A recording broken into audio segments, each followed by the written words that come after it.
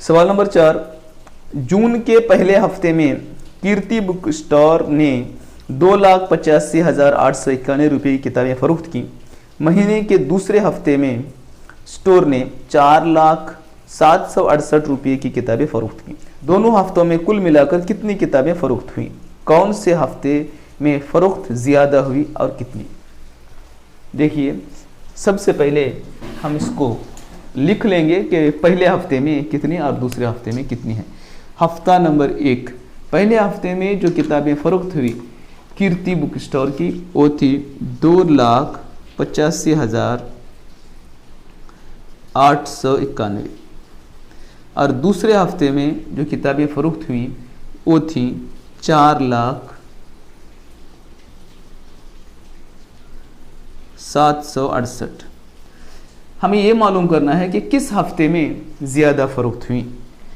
एक तो हम अदद देखकर ही मालूम कर सकते हैं, लाख के मकाम पर 2, लाख के मकाम पर 4, तो दूसरे हफ्ते में ज़्यादा फ़रोख्त हुई।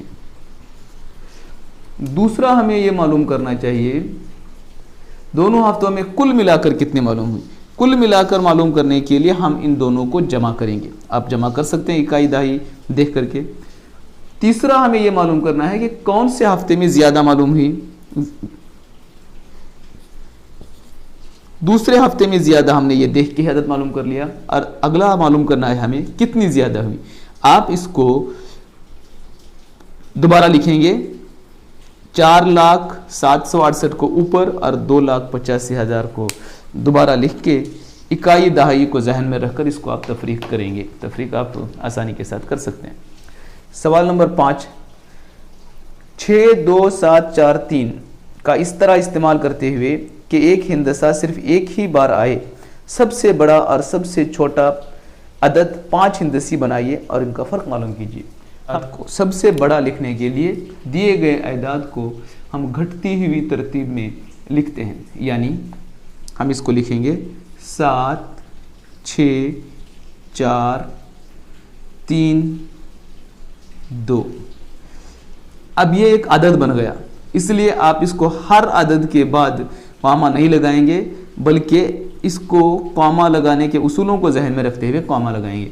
यानी 76,432 ये एक अदद है। यहाँ जो दिए गए थे 6, 2, 7, 4, 3 वो हिंदसे थे, अब ये मिलाकर यहाँ एक अदद बन गया।